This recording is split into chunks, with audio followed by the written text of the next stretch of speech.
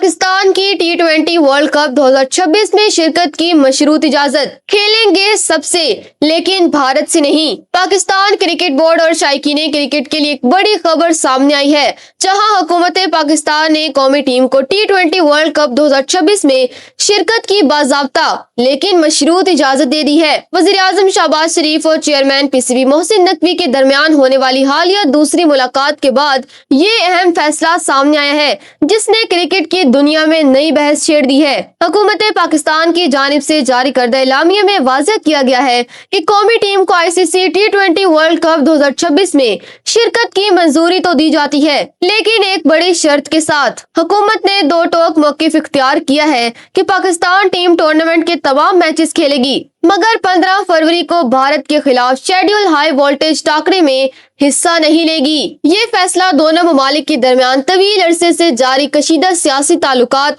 और खेलों के मैदान में भारतीय हटदर्मी के तनाजुर में देखा जा रहा है। समाजी राब्ते की वेबसाइट पर जारी करदा सरकारी बयान में कहा गया है कि हुकूमत इस्लामी जमहूरिया पाकिस्तान अपनी क्रिकेट टीम को इवेंट में शिरकत की इजाजत देती है, ताहम पाकिस्तानी टीम भारत से होने वाले मैच का बाइकआउट करेगी। ये एक गैर मामूली सूरत हाल है, क्योंकि ICC के इवेंट्स में पाक भारत मैच सबसे ज्यादा रेवेन्यू और तवज्जो का मरकज होता है। इस फैसले से ICC और मेजबान ममालिक के लिए भी बड़े इंतजामी और मालियाती चैलेंजेस पैदा होने का खदशा है। वजीर आजम और मोहसिन नकवी की मुलाकात में इस बात पर इत्तेफाक किया गया है कि कौमी वकार पर कोई समझौता नहीं किया जाएगा।